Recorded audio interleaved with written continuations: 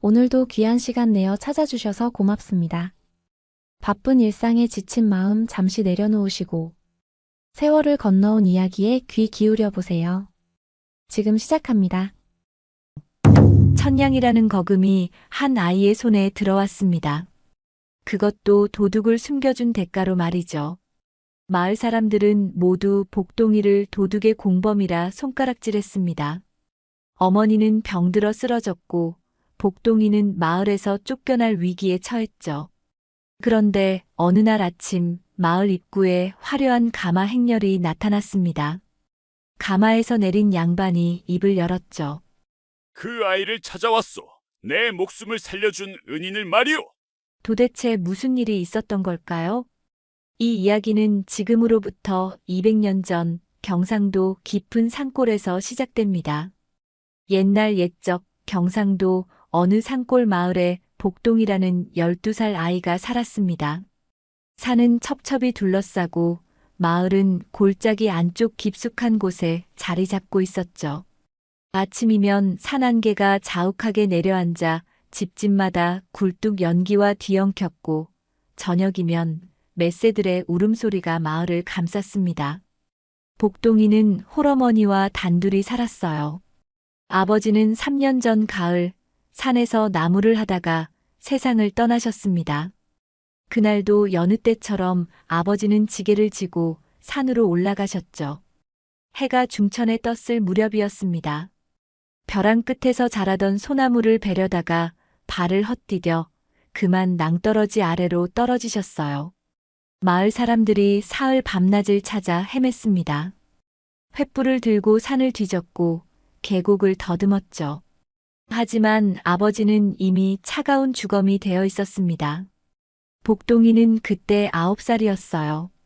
아버지의 시신을 본 복동이는 사흘 밤낮을 울고 또 울었습니다. 그날 이후로 복동이네 집안은 기울기 시작했어요. 어머니는 남의 집 빨래를 받아 했습니다. 새벽부터 개울가에 나가 빨래를 두드리고 햇볕에 말리고 다림질을 해서 돌려주었죠. 손이 텄고 허리는 끊어질 듯 아팠지만 어머니는 한마디 불평도 하지 않았습니다. 바느질 솜씨도 좋았어요. 밤늦도록 등잔불을 켜놓고 바늘을 들었습니다. 한 땀 한 땀 정성껏 꿰매며 겨우겨우 끼니를 이어갔죠. 복동이도 가만히 앉아있을 수만은 없었습니다. 동이 트기도 전에 일어나 마을 부잣집으로 갔어요. 물을 길어다 주고 마당을 쓸고 장작을 패주며 한 푼이라도 벌었습니다. 복동이의 손은 거칠었어요. 12살 아이의 손이라고는 믿기지 않을 만큼 굳은 살이 박혀 있었죠. 하지만 복동이의 얼굴만은 언제나 밝았습니다. 복동아, 이리 오너라. 어느 날 마을 이장 어르신이 복동이를 부르셨어요. 이장 어르신은 마을에서 가장 덕망 있는 분이셨습니다. 오늘 밭에 김을 매야 하는데 내가 좀 거들어주지 않겠느냐? 예, 어르신. 당장 가겠습니다. 복동이는 대답도 채 끝나기 전에 밭으로 달려갔습니다. 해가 뜨겁게 내리쪼였어요. 땀이 비 오듯 쏟아졌지만 복동이는 허리를 굽히고 묵묵히 김을 맸습니다. 손바닥에는 물집이 잡혔고 등은 따갑게 익어갔죠. 그래도 복동이는 쉬지 않았습니다. 해가 뉘엿뉘엿 넘어갈 무렵 이장 어르신이 복동이를 불렀어요. 이 녀석 참 기특하구나. 여기 엿 한 봉지 가져가거라.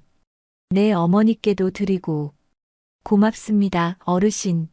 어머니가 무척 좋아하실 겁니다. 복동이는 엿 봉지를 두 손으로 소중하게 받아들었습니다. 그리고 싱싱 달려 집으로 향했어요.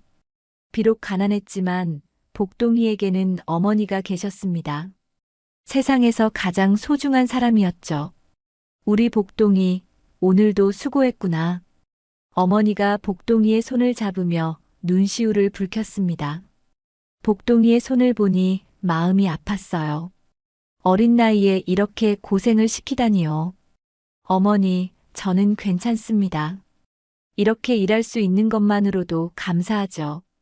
복동이는 환하게 웃으며 어머니를 안심시켰어요.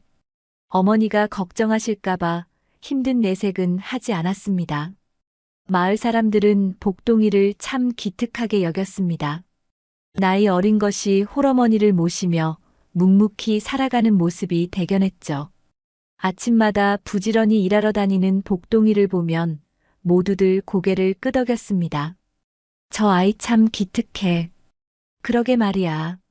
저 나이에 벌써 저렇게 철이 들다니. 하지만 한편으로는 안쓰러웠어요. 복동이네 집은 마을에서 가장 가난했거든요. 집은 초라하기 짝이 없었습니다. 지붕은 여기저기 구멍이 나서 비가 오면 물이 새고 벽은 금이 가서 바람이 쌩쌩 들어왔어요. 겨울이면 추위에 떨어야 했고 여름이면 더위에 시달려야 했습니다. 이불도 변변찮았어요.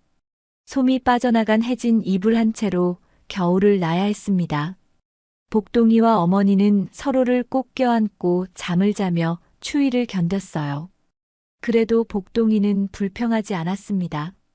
어머니가 곁에 계시고 하루하루 끼니를 이어갈 수 있는 것만으로도 충분하다고 여겼죠. 그의 가을이었습니다. 단풍잎이 온 산을 붉게 물들이던 어느 저녁이었어요. 복동이는 지게에 나무를 가득 쥐고 산길을 내려오고 있었습니다. 해가 뉘엿뉘엿 넘어가고 산 그림자가 길게 드리워지기 시작했죠. 빨리 가야겠다. 어머니가 기다리고 계실 텐데. 복동이는 발걸음을 재촉했습니다. 지게가 무거웠지만 참을 만했어요. 오늘 주운 나무로 사흘은 버틸 수 있을 겁니다. 바로 그때였습니다. 바스락 바스락. 풀숲에서 이상한 소리가 들렸어요. 복동이는 걸음을 멈췄습니다. 귀를 쫑긋 세우고 소리가 나는 쪽을 바라보았죠. 멧돼지인가? 복동이의 가슴이 두근거렸습니다. 이 산에는 멧돼지가 많았거든요. 한번 들이받치면 큰일 날 겁니다. 그런데 사람 목소리였어요. 낮게 신음하는 소리가 들렸습니다. 복동이는 무서웠습니다. 해는 이미 거의 넘어갔고 산길은 어둑어둑해지고 있었어요. 이대로 지나쳐 가야 할까요? 하지만 복동이는 그럴 수가 없었습니다. 혹시 다친 사람이 있는 건 아닐까요? 혹시 도움이 필요한 사람이 있는 건 아닐까요? 거기 누구 계십니까? 복동이가 조심스럽게 물었습니다. 떨리는 목소리였어요. 하지만 대답은 없었습니다.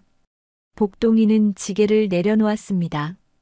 그리고 풀숲 쪽으로 조심조심 다가갔어요. 석양의 마지막 빛이 풀숲을 비추고 있었습니다. 거기에 사람이 있었어요. 복동이는 사내를 부축해 일으켰습니다. 사내의 몸은 피로 흠뻑 젖어 있었고 숨소리도 가빠졌어요. 복동이는 급하게 사내를 자기 집 뒤쪽 땔감 더미로 데려갔습니다. 여기 숨어 계세요. 절대 소리 내시면 안 됩니다. 복동이는 땔감을 옮겨서 사내가 숨을 만한 공간을 만들었어요. 사내는 복동이의 손을 꼭 잡았습니다. 고맙소, 정말 고맙소. 사내의 목소리에는 눈물이 섞여 있었죠. 복동이는 얼른 땔감으로 사내를 덮어주고 아무렇지 않은 척 지게를 지고 집 앞으로 걸어갔습니다. 바로 그때였어요. 야, 이 집 아이 아니냐? 포졸 하나가 복동이를 불러 세웠습니다. 복동이의 심장이 쿵쾅쿵쾅 뛰었어요. 다리가 후들후들 떨렸지만 애써 태어난 척했습니다. 예, 소희는 이 집 아이 이옵니다. 이 근처에서 피 흘리는 놈을 못 봤느냐? 쌀을 훔친 도둑놈 말이다. 포졸의 눈빛이 날카로웠습니다. 복동이는 침을 꿀꺽 삼켰어요. 아닙니다. 저는 산에서 나무만 주웠을 뿐입니다. 정말이냐? 거짓말하면 내 놈도 가만두지 않는다. 정말입니다. 거짓말이 아닙니다. 복동이는 있는 힘껏 평정을 유지했습니다. 포졸은 복동이를 한참 빤히 쳐다보더니 코웃음을 쳤어요. 이런 거지 같은 집에 도둑이 숨을 리가 있나. 가자. 포졸들은 횃불을 들고 다른 곳으로 가버렸습니다. 복동이는 그제야 가슴을 쓸어내렸어요. 온몸에서 땀이 비오듯 쏟아졌습니다.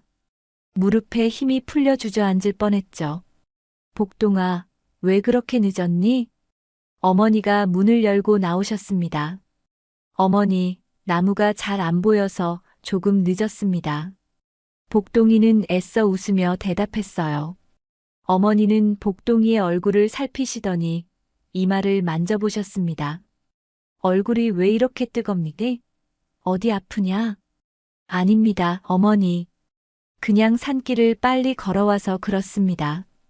복동이는 어머니를 안심시키고 방으로 들어갔습니다. 하지만 밤새도록 한숨도 잘 수가 없었어요. 밖에 숨어 있는 사내 생각뿐이었죠. 상처에서 피가 계속 나면 어떡하죠? 혹시 숨이 끊어지는 건 아닐까요?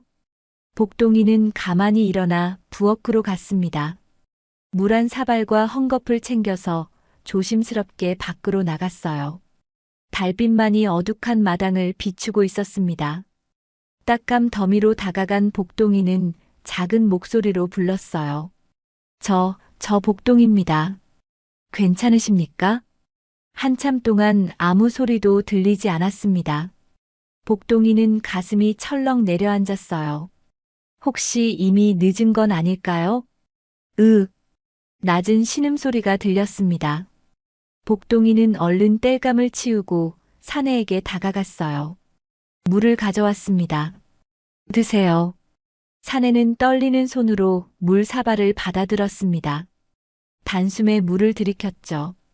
고맙소, 정말 고맙소. 상처를 좀 봐야겠습니다. 피가 많이 났어요. 복동이는 헝겊에 물을 적셔서 사내의 어깨를 닦아주었습니다. 달빛 아래서 보니 상처가 생각보다 깊었어요.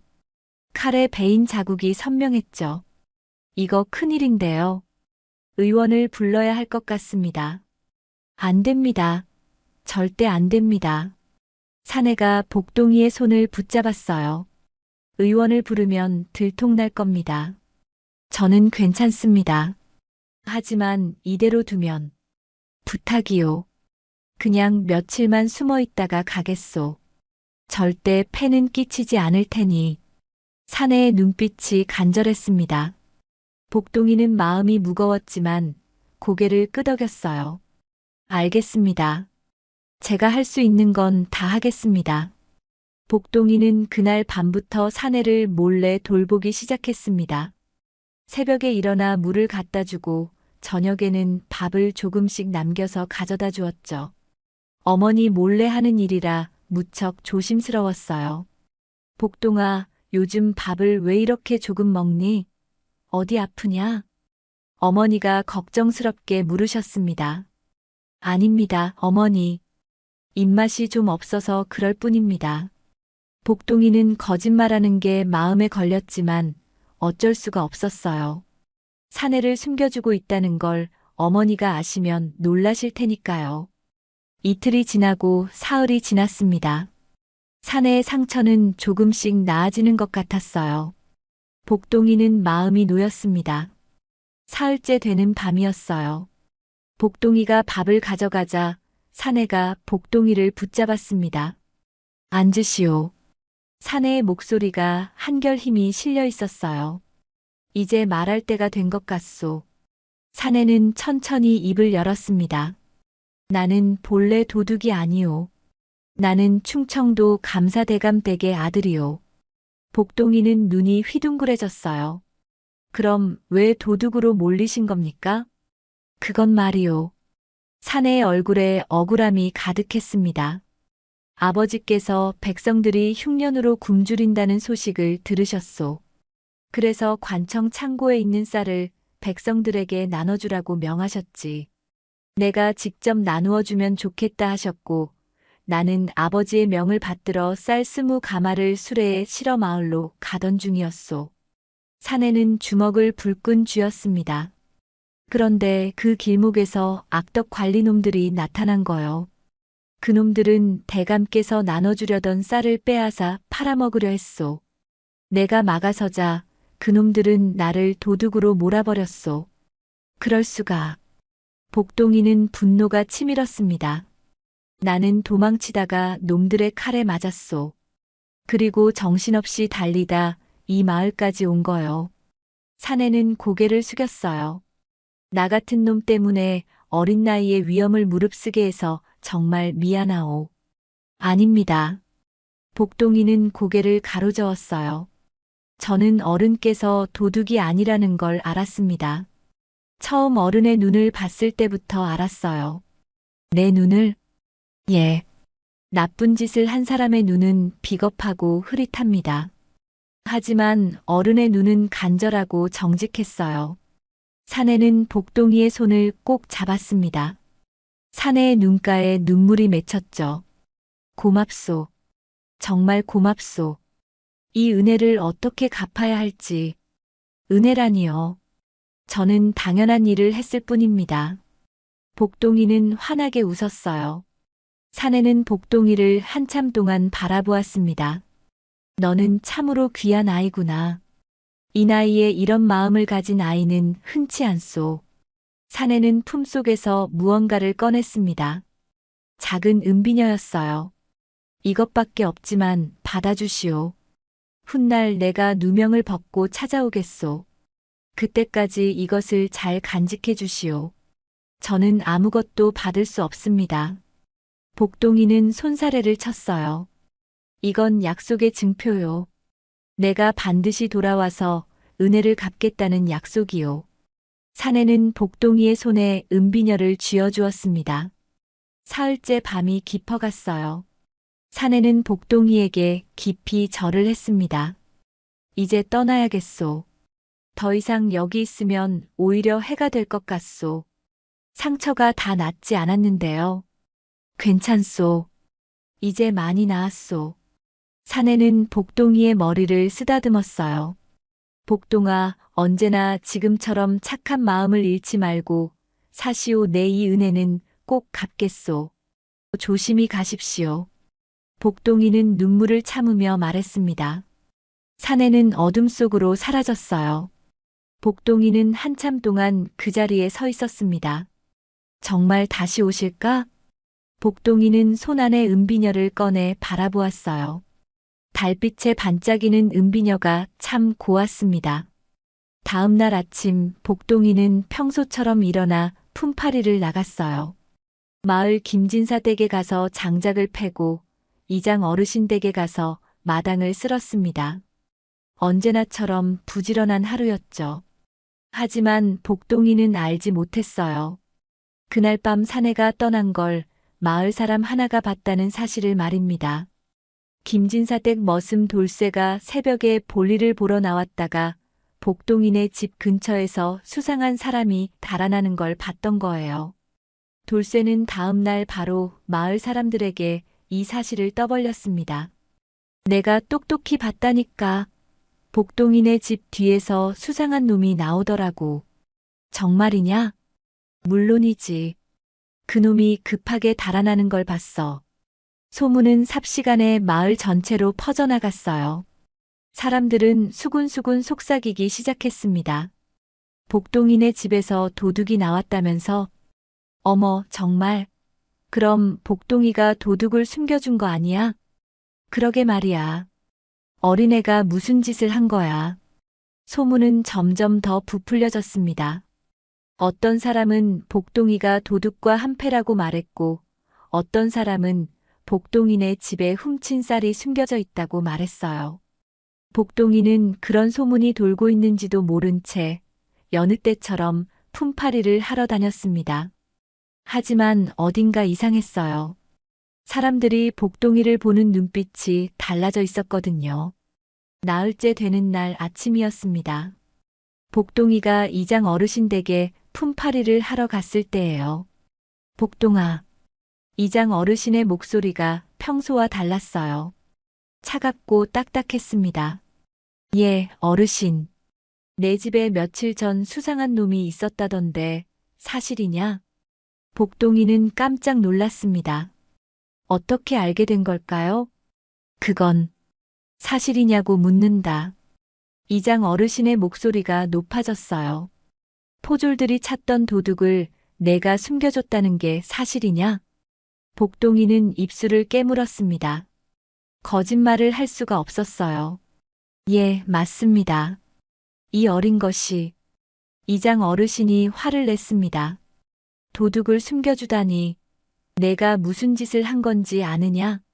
하지만 어르신, 그분은 도둑이 아니었습니다. 뭐라고? 그분은 억울하게 누명을 쓰신 분입니다. 악한 관리들이 쌀을 빼앗으려다가. 됐다. 더 이상 변명하지 마라. 이장 어르신은 복동이의 말을 끊었어요. 내가 한 짓은 마을 전체를 위험에 빠뜨린 거다. 당장 집으로 돌아가거라.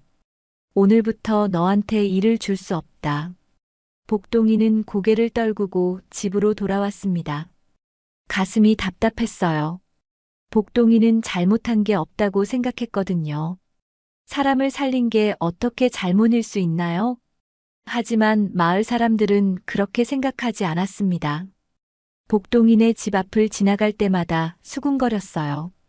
저 집 아이가 도둑을 숨겨줬대. 아이고, 무서워라. 저런 집이 우리 마을에 있다니. 앞으로 저 집하고는 상종하지 말아야겠어. 복동이의 어머니도 소문을 들으셨어요. 어머니는 복동이를 불러 앉혔습니다. 복동아, 사실이냐? 어머니의 목소리는 떨리고 있었어요. 예, 어머니. 복동이는 고개를 숙이고 모든 걸 말씀드렸습니다. 사내를 발견한 일, 숨겨준 일, 사내의 사연까지 빠짐없이요. 어머니는 한참 동안 아무 말씀이 없으셨습니다. 복동이는 어머니가 화를 내실 거라고 생각했어요. 복동아. 어머니가 복동이의 손을 잡으셨어요. 어머니는 너를 원망하지 않는다. 어머니. 내가 한 일은 옳은 일이었다. 죽어가는 사람을 살린 건 사람으로서 당연한 일이지. 어머니의 눈에 눈물이 고였습니다. 하지만 걱정이구나. 앞으로 어떻게 살아가야 할지. 어머니의 걱정은 현실이 되었습니다. 그날 이후로 복동이에게 품팔이를 주는 사람이 아무도 없었어요. 김진사 댁도 이장 어르신 댁도 모두 복동이를 받아주지 않았습니다. 어머니도 마찬가지였어요. 바느질감을 가져다주는 사람이 끊겼습니다. 하지만 그것만으로는 턱없이 부족했죠. 보름이 지났을 때였습니다. 마을 부녀자들이 복동이 어머니를 외면한 거예요. 도둑을 숨겨준 집안 사람하고는 일을 맡길 수 없어. 사람들의 수군거림이 복동이의 귀에 들렸습니다. 집안 형편은 하루가 다르게 나빠졌어요. 끼니를 잇기도 힘들어졌습니다. 복동이는 산에 가서 나무를 캐오고 도토리를 주워왔어요. 어머니가 쓰러지셨어요. 어머니. 복동이는 깜짝 놀라 어머니를 부축했습니다. 어머니의 얼굴이 창백했어요. 괜찮다, 복동아. 그냥 좀 어지러울 뿐이야. 아닙니다, 어머니. 의원을 불러야겠어요. 안 된다. 우리한테 의원을 부를 돈이 어디 있니? 어머니는 복동이를 말렸지만 복동이는 마을 의원을 찾아갔습니다. 하지만 의원은 고개를 가로저었어요. 미안하지만 진찰비를 먼저 내야 한다. 제가 나중에 갚겠습니다. 제발 어머니 좀 봐주세요. 복동이는 무릎을 꿇었습니다. 하지만 의원은 냉정했어요. 안 된다. 내가 도둑을 숨겨준 아이라며 나도 장사를 해야 하는데 돈을 받지 못할 것 같은 사람을 어떻게 진찰하겠니? 복동이는 허탈하게 집으로 돌아왔습니다. 어머니는 방에 누워 기침을 하고 계셨어요. 복동아, 의원은? 어머니, 제가 약초를 구해올게요. 걱정하지 마세요. 복동이는 눈물을 참으며 말했습니다. 하지만 마음속으로는 절망감이 밀려왔어요. 어떻게 해야 할까요? 어머니를 어떻게 살려야 할까요? 한 달이 흘렀습니다. 어머니의 병은 점점 깊어져 갔어요. 기침은 멈추지 않았고 밥도 제대로 드시지 못했습니다. 복동이는 산에 가서 약초를 캐왔지만 별 소용이 없었어요. 어머니, 이거라도 드세요. 복동이는 죽을 끓여 어머니께 드렸습니다. 하지만 어머니는 몇 숟가락 드시고는 고개를 돌리셨어요. 복동아, 미안하구나. 무슨 말씀이세요, 어머니? 내가 옳은 일을 했는데 어머니 때문에 고생만 시키는구나. 어머니의 눈에서 눈물이 흘러내렸습니다. 아닙니다, 어머니. 제가 어머니를 꼭 낫게 해드릴게요. 복동이는 어머니의 손을 꼭 잡았어요. 하지만 막막했습니다. 약값을 마련할 길이 전혀 보이지 않았거든요. 다음 날 아침 복동이는 다시 마을로 나갔습니다. 이장 어르신 댁, 김진사 댁, 부자 댁을 돌아다니며 일거리를 구했어요. 제발 일을 주십시오. 어머니가 병드셨습니다. 복동이는 무릎을 꿇고 애원했습니다. 하지만 모두가 외면했어요. 저리 가거라. 도둑의 공범을 누가 쓰겠느냐. 내가 저지른 일을 생각해봐라. 우리 마을에 먹칠을 했잖니. 사람들의 차가운 말들이 복동이의 가슴에 비수처럼 꽂혔습니다. 복동이는 마을 어귀에 주저앉아 울었어요. 어떻게 해야 할까요? 정말 어머니를 이대로 보낼 수는 없는데요. 너 복동이지? 누군가 복동이를 불렀습니다. 복동이가 고개를 들자 김진사가 서 있었어요. 예, 김진사 나리. 내 놈이 도둑을 숨겨준 거 맞지? 예, 하지만은 무슨 하지만이냐? 김진사가 복동이의 뺨을 때렸습니다. 복동이는 땅바닥에 고꾸라졌어요. 내 놈 때문에 우리 마을이 온 고을에서 손가락질을 받는다. 도둑을 숨겨준 마을이라고 말이다. 김진사는 복동이를 발로 찼습니다. 복동이는 아픔을 참으며 일어나려 했지만 김진사는 계속 때렸어요. 그분은 도둑이 아니었습니다. 복동이가 소리쳤습니다. 그분은 억울하게 누명을 쓰신 분입니다. 악한 관리들이 백성들에게 줄 쌀을 빼앗으려고 그분을 도둑으로 몰았어요. 닥쳐라. 내가 뭘 안다고 짓거리느냐. 김진사는 복동이의 머리채를 잡아 끌었습니다. 다시는 이 마을에서 얼씬거리지 마라. 알겠느냐? 김진사는 복동이를 내동댕이 쳤어요. 복동이는 흙바닥에 쓰러졌습니다. 마을 사람들이 지켜보고 있었지만 아무도 말리지 않았어요. 오히려 고개를 끄덕이는 사람도 있었습니다. 복동이는 온몸이 아팠습니다. 하지만 마음이 더 아팠어요. 사람을 살린 게 잘못이란 말인가요? 옳은 일을 한 게 죄란 말인가요? 복동이는 비틀거리며 집으로 돌아왔습니다. 어머니는 복동이의 얼굴을 보고 깜짝 놀라셨어요. 복동아, 내 얼굴이 왜 이렇게 됐니? 괜찮습니다, 어머니. 그냥 넘어졌을 뿐입니다. 복동이는 거짓말을 했어요. 어머니가 걱정하실까 봐요. 그날 밤 복동이는 산으로 갔습니다. 산신령께 빌기 위해서였어요. 산신령님, 제가 잘못했습니까? 복동이는 하늘을 보며 울부짖었습니다. 저는 사람을 살렸을 뿐입니다. 죽어가는 사람을 그냥 지나칠 수가 없었어요. 그게 잘못입니까? 밤하늘에는 별만 반짝이고 있었어요. 대답은 없었습니다. 제발 어머니만은 살려주세요. 제가 어떻게 되든 상관없습니다. 어머니만 살려주세요. 복동이는 땅바닥에 엎드려 빌고 또 빌었습니다. 다음 날 아침 복동이는 결심했어요. 더 이상 방법이 없다면 복동이 자신을 팔아서라도 어머니를 살려야 한다고요. 복동이는 김진사 댁으로 향했습니다. 김진사는 늘 머슴이 필요하다고 말했거든요. 복동이가 몸을 팔면 얼마간의 돈을 받을 수 있을 거예요. 그 돈으로 어머니의 약값을 댈 수 있을 겁니다. 김진사 나리 소인을 머슴으로 부려주십시오. 복동이는 김진사 댁 대문 앞에 무릎을 꿇었습니다. 대신 어머니 약간만 주십시오. 소인은 평생 나리를 섬기겠습니다. 복동이의 목소리는 떨렸지만 눈빛만은 단호했어요. 어머니를 위해서라면 무엇이든 할 각오였습니다.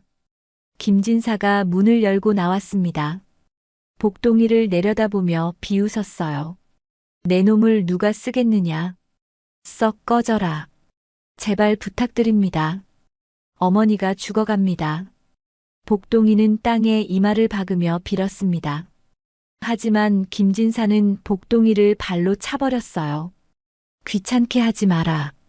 다시 오면 관가에 넘기겠다. 대문이 쾅 닫혔습니다. 복동이는 그 자리에 주저앉았어요. 마지막 희망마저 사라진 것 같았습니다. 복동이는 힘없이 집으로 돌아가는 길이었습니다. 온몸에 힘이 빠졌어요. 이제 정말 방법이 없는 걸까요? 바로 그때였습니다. 저기 봐라. 저게 뭐냐? 마을 사람 하나가 손가락으로 마을 입구를 가리켰어요. 복동이도 고개를 들었습니다. 마을 입구에 화려한 가마 행렬이 나타나고 있었어요. 가마를 맨 사람만 8명이었습니다. 비단으로 꾸민 가마가 햇빛에 반짝이며 천천히 다가왔죠. 마을 사람들이 모두 나와 구경했습니다. 저게 누구 행차냐? 관청에서 온 건가? 사람들이 수군거렸어요. 가마는 마을 한가운데 멈춰 섰습니다. 가마 문이 열리고 비단 옷을 입은 양반이 내렸어요. 복동이는 그 얼굴을 보는 순간 얼어붙었습니다. 복동이가 숨겨줬던 바로 그 사내였어요. 하지만 지난번과는 너무도 달랐습니다. 깨끗한 옷에 당당한 자세, 주변 사람들이 모두 고개를 숙이는 모습을 보니 분명 높은 신분인 것 같았어요. 소인은 충청도 감사의 아들 정한성이라고 하오. 사내가 마을 사람들에게 말했습니다. 마을 사람들은 깜짝 놀라 허리를 굽혔어요. 감사나리의 아드님이시라니. 어인일로 이런 곳까지 오셨습니까? 이장 어르신이 황급히 다가가 물었습니다. 이 마을에 제 은인이 계시오. 그분을 찾아왔소. 정한성은 주변을 둘러보았어요. 복동이와 눈이 마주쳤습니다. 저기 계시는구나. 정한성은 복동이에게 다가왔습니다. 복동이는 어찌할 바를 몰라 그 자리에 얼어붙었어요. 정한성은 복동이 앞에서 멈춰 섰습니다. 그리고 깊이 허리를 숙였어요. 은인 다시 만나게 되어 기쁩니다. 마을 사람들이 웅성거렸습니다. 저 아이가 은인이라고? 도대체 무슨 일이지? 정한성은 고개를 들고 마을 사람들에게 말했습니다. 나는 한 달 전 억울하게 도둑으로 몰려 목숨이 경각에 달렸었소. 탐욕스러운 관리들이 감사대감께서 백성들에게 나눠주려던 구율미를 빼앗으려 했고 나를 도둑으로 몰아주기려 했지요. 마을 사람들은 숨죽이며 들었습니다. 나는 간신히 도망쳤지만 칼에 맞아 피를 흘리며 쓰러졌소. 바로 이 마을 근처에서 말이오. 그때 이 아이가 나를 발견했소. 정한성은 복동이를 바라보았어요. 눈가에 눈물이 맺혔습니다. 이 아이는 포졸들이 나를 찾아다니는 와중에도 자기 집에 나를 숨겨주었소. 밤낮으로 상처를 돌봐주고 밥을 먹여주었지요. 이 아이가 아니었다면 나는 진작에 죽었을 것이오. 마을 사람들의 얼굴이 하얗게 질렸어요. 특히 김진사는 입술이 바들바들 떨렸습니다. 나는 아버지께 사실을 알렸고 아버지께서는 즉시 그 악덕 관리들을 잡아들이셨소. 만일 이 아이가 나를 감춰주고 살려주지 않았다면 난 이 자리에 없었을 거고 억울한 도둑 누명을 쓰고 저재상으로 갔을 겁니다. 지금 그놈들은 모두 관직을 빼앗기고 유배를 갔지요. 정한성은 복동이의 손을 잡았습니다. 이 아이는 목숨의 은인일 뿐만 아니라 의로운 마음을 가진 참된 사람이요. 12살 어린 나이에 이런 용기를 낸 아이가 또 어디 있겠소? 마을 사람들은 고개를 들지 못했어요. 모두 부끄러움에 얼굴을 붉혔습니다. 정한성은 시종에게 손짓했습니다.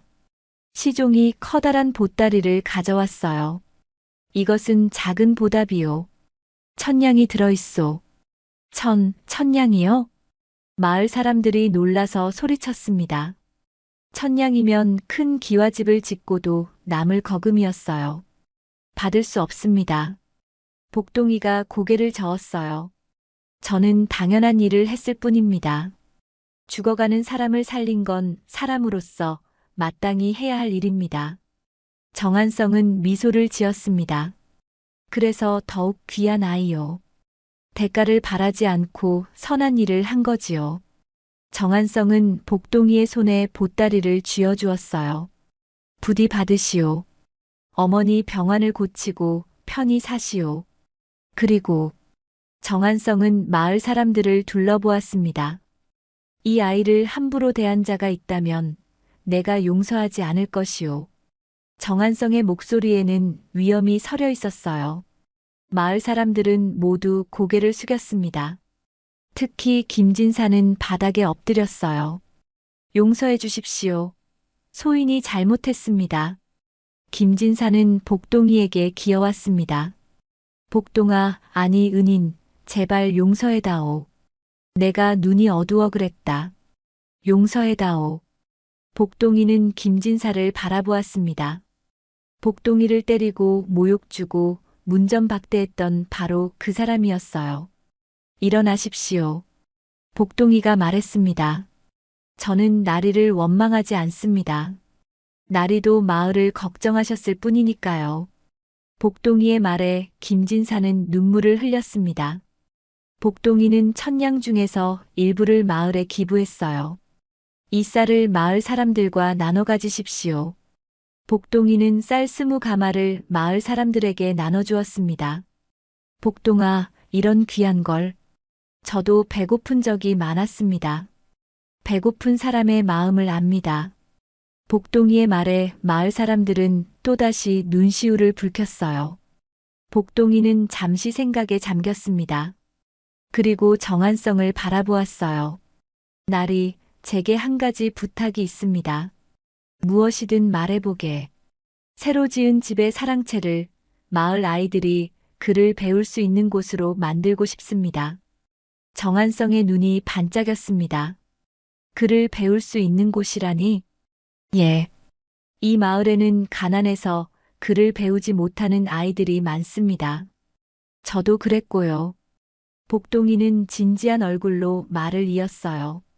나리께서 주신 이 은혜를 저 혼자만 누릴 수는 없습니다.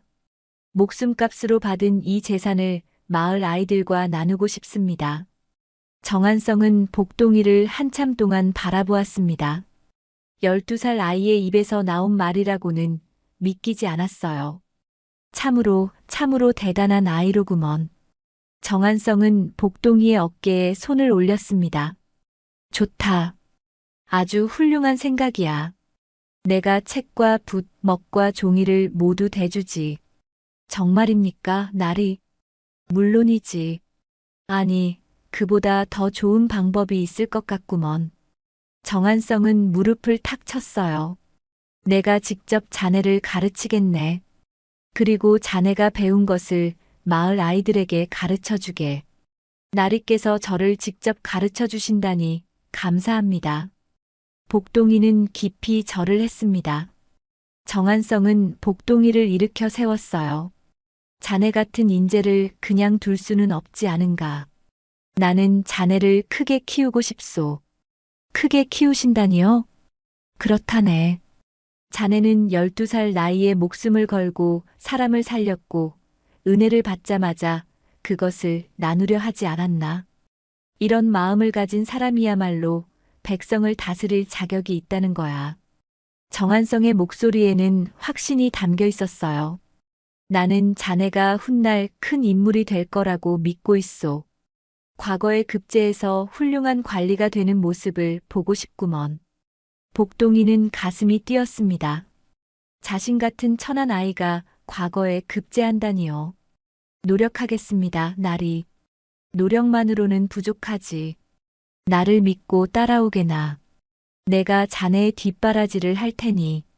정한성은 환하게 웃었어요. 마을 사람들도 복동이의 뜻을 듣고 감탄했습니다. 저 어린 나이에 저런 생각을 하다니. 역시 남다른 아이야. 이장 어르신이 복동이의 머리를 쓰다듬었습니다. 내가 참으로 훌륭한 아이구나. 우리 마을에 배움터가 생기다니 정말 기쁘구나. 사랑채는 곧 배움터로 꾸며졌습니다. 정한성이 보낸 책들이 가득 쌓였고 깨끗한 책상과 붓, 먹이 준비되었어요. 자, 이제부터 이곳은 마을 아이들의 배움터일세. 복동이는 마을 아이들을 불러 모았습니다. 여기서 함께 공부해요. 저도 배우면서 여러분에게 가르쳐 줄게요. 아이들의 눈이 반짝였습니다.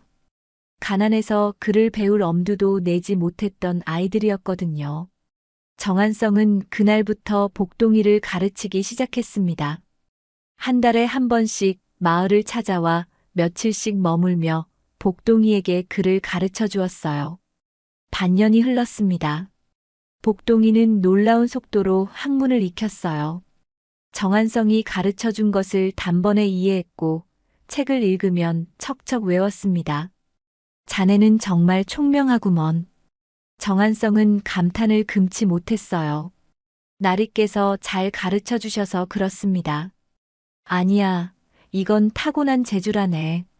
정한성은 복동이의 손을 잡았습니다. 내가 자네를 처음 봤을 때부터 알았어. 자네는 큰 그릇이라는 걸 말이지. 1년이 지났습니다. 정한성과 복동이는 한결 가까워졌어요. 정한성은 이제 복동이에게 말을 편하게 했습니다. 복동아, 오늘은 이 부분을 공부해보자. 예, 나리. 나리라고 부르지 말고 그냥 편하게 불러도 되지 않겠나? 정한성은 웃으며 말했어요. 아닙니다. 나리는 저의 은인이십니다. 은인이 아니라 스승이지.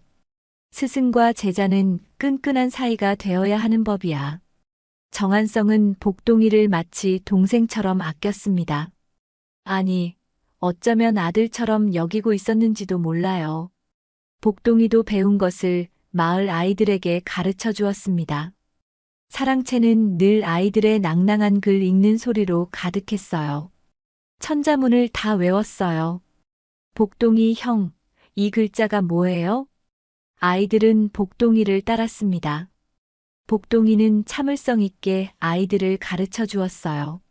어느 날 정한성이 마을을 찾아왔을 때였습니다. 정한성은 배움터에서 공부하는 아이들을 보고 흐뭇하게 웃었어요. 자네 덕분에 이 마을이 달라졌구나. 나리 덕분입니다. 아니다. 이건 자네의 마음이 만든 변화야. 정한성은 복동이의 어깨를 두드렸습니다.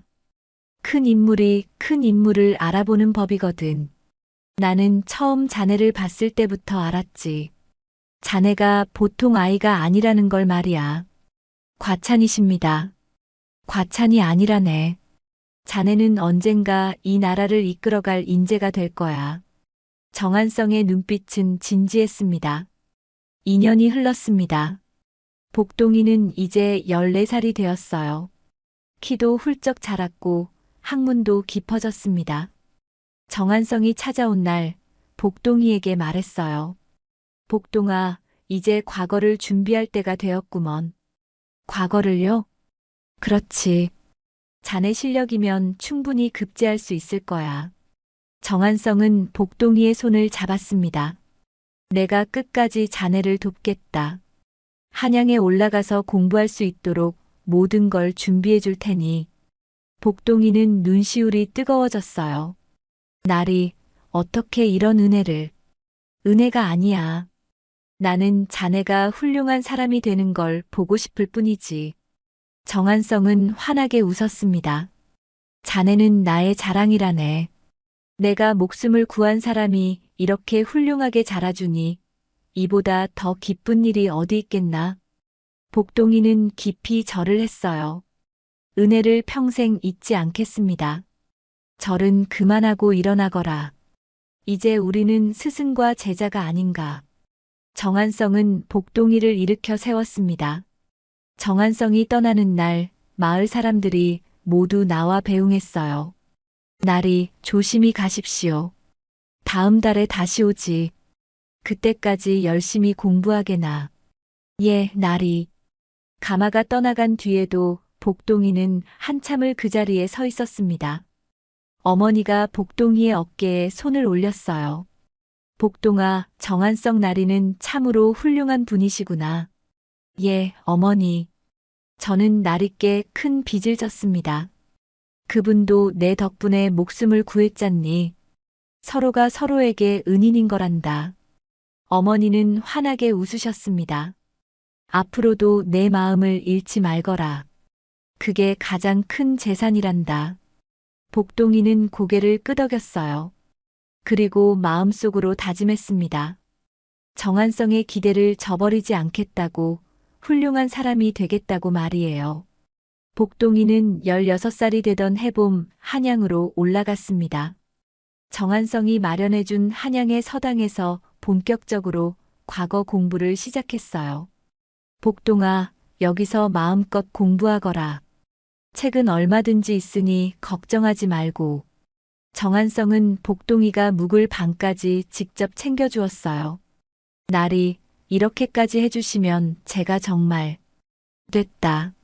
자네는 공부에만 집중하면 돼. 나머지는 내가 알아서 할 테니. 한양 생활은 복동이에게 새로운 세상이었습니다. 온 나라의 수재들이 모여 공부하는 곳이었거든요. 복동이는 밤낮으로 책을 읽었어요. 사서삼경을 달달 외우고 시문을 지으며 실력을 쌓아갔습니다. 정한성은 한 달에 한 번씩 복동이를 찾아왔어요. 요즘 공부는 어떤가? 힘들지만 재미있습니다. 배울수록 모르는 게 많다는 걸 알게 되더군요.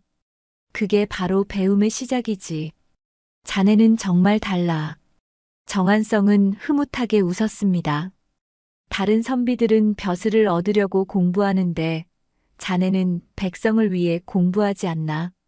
그 마음을 잃지 말거라. 예, 나리. 잊지 않겠습니다. 2년이 흘렀습니다. 복동이는 18이 되었어요. 이제 과거를 볼 때가 되었습니다. 복동아, 준비는 됐겠지? 예, 나리. 최선을 다하겠습니다. 과거 시험 날이 밝았습니다. 복동이는 시험장에 들어섰어요. 온 나라의 선비들이 모여 있었습니다. 모두들 긴장한 얼굴이었죠. 시험 문제가 나왔습니다. 참된 인이란 무엇인가? 복동이는 붓을 들었어요. 그리고 지난 날을 떠올렸습니다. 피 흘리던 정한성을 처음 발견했던 그날, 포졸들의 눈을 피해 숨겨주던 밤, 마을 사람들에게 손가락질 받으며 견뎌야 했던 날들을요. 복동이는 글을 쓰기 시작했습니다. 참된 인이란 어려움 속에서도 옳은 일을 행하는 것입니다. 대가를 바라지 않고 남의 시선을 두려워하지 않으며 오직 사람으로서 마땅히 해야 할 일을 하는 것이지요. 복동이의 붓은 멈추지 않았어요. 마음속 깊은 곳에서 우러나오는 말들이 종이 위에 펼쳐졌습니다. 며칠 뒤 합격자 명단이 발표되었습니다. 복동, 장원급제다. 정한성이 달려와 소리쳤어요. 복동이는 믿을 수가 없었습니다. 정말입니까, 나리? 그럼 자네가 장원급제를 했어. 정한성은 복동이를 꼭 껴안았습니다. 내가 뭐라고 했나? 자네는 큰 인물이 될 거라고 했지. 복동이는 눈물을 흘렸어요. 기쁨의 눈물이었습니다. 복동이는 급히 고향으로 달려갔습니다. 어머니께 이 기쁜 소식을 전하고 싶었거든요. 어머니, 제가 급제했습니다. 정말이냐, 복동아? 어머니는 눈물을 흘리며 복동이를 안았어요. 내가 정말 자랑스럽구나. 마을 사람들도 모두 모여 복동이를 축하했습니다. 복동이가 장원급제를 했다니 우리 마을의 영광이야. 그러게 말이야. 어릴 적부터 남달랐지. 잔치가 벌어졌어요. 마을 사람들은 밤새 노래하고 춤췄습니다. 복동이는 배움터로 갔습니다. 복동이가 가르쳤던 아이들이 모두 모여 있었어요. 복동이 형님 덕분에 저희도 글을 배울 수 있었어요. 아이들은 복동이를 둘러싸고 기뻐했습니다. 복동이는 아이들의 머리를 쓰다듬었어요. 복동이는 관리가 되어 백성들을 위해 일했습니다. 처음 부임한 곳은 전라도의 작은 고을이었어요. 복동이는 부임하자마자 백성들의 어려움을 살폈습니다. 이 고을에 굶주리는 사람이 있습니까? 예, 나리. 흉년이 들어 끼니를 잊지 못하는 백성들이 많습니다. 복동이는 즉시 관청 창고를 열어 쌀을 나눠주었어요. 백성이 굶주리는데 창고에 쌀을 쌓아둘 수는 없소. 복동이의 소문은 금방 퍼져나갔습니다. 백성을 사랑하는 어진 관리라고요. 어느 날 도둑이 잡혀왔습니다. 배가 고파 밥을 훔친 불쌍한 사람이었어요. 죄를 묻기 전에 먼저 밥을 주시오. 복동이는 도둑에게 밥을 먹였습니다. 그리고 물었어요. 왜 훔쳤소? 날이 소인은 굶어 죽기 직전이었습니다. 자식들이 굶주려 우는 소리를 차마 들을 수가 없었습니다. 도둑은 눈물을 흘렸어요. 알겠소. 죄는 죄지만 먼저 배를 채우시오. 그리고 일자리를 주겠소. 복동이는 도둑을 벌주지 않았습니다. 대신 일자리를 주고 자식들에게도 쌀을 나눠주었어요. 날이 은혜를 어떻게 갚아야 할지. 사람이 사람답게 사는 게 제일 중요하오. 배고프면 누구나 잘못을 저지를 수 있소. 복동이의 말에 도둑은 땅에 이마를 찌으며 절했습니다. 복동이는 몇 년 뒤 다른 고을로 옮겨갔고 그곳에서도 훌륭한 정치를 펼쳤어요. 정한성은 여전히 복동이를 찾아왔습니다. 이제 둘은 스승과 제자를 넘어 진정한 벗이 되었어요. 자네를 보면 뿌듯하네. 내가 살린 목숨이 이렇게 많은 사람들을 살리고 있으니 말이야. 나리 덕분입니다. 나리께서 저를 키워주지 않았다면 지금의 제가 없었을 겁니다. 아니야. 자네 안에 이미 그 씨앗이 있었어. 나는 그저 물을 준 것뿐이지. 지금도 그 마을 배움터에서는 아이들이 공부합니다. 복동이가 만든 배움터는 지금까지 이어져 내려오고 있어요. 스승이 아이들에게 이야기합니다. 복동이 어른은 훗날 훌륭한 관리가 되셨어. 평생 백성들을 사랑하셨단다. 아이들은 눈을 반짝이며 듣습니다. 복동이의 이야기는 이렇게 대대손손 전해집니다. 참된 선행은 반드시 복으로 돌아온다는 것을, 어려운 순간에도 옳은 일을 하는 용기가 얼마나 귀한지를요. 여러분도 기억하십시오. 대가를 바라지 않는 순수한 마음, 그것이야말로 가장 큰 재산입니다. 복동이는 12살 어린 나이에 그 마음을 보여주었고, 그 마음은 평생 변하지 않았습니다. 선한 일은 언젠가 반드시 좋은 결과를 가져옵니다.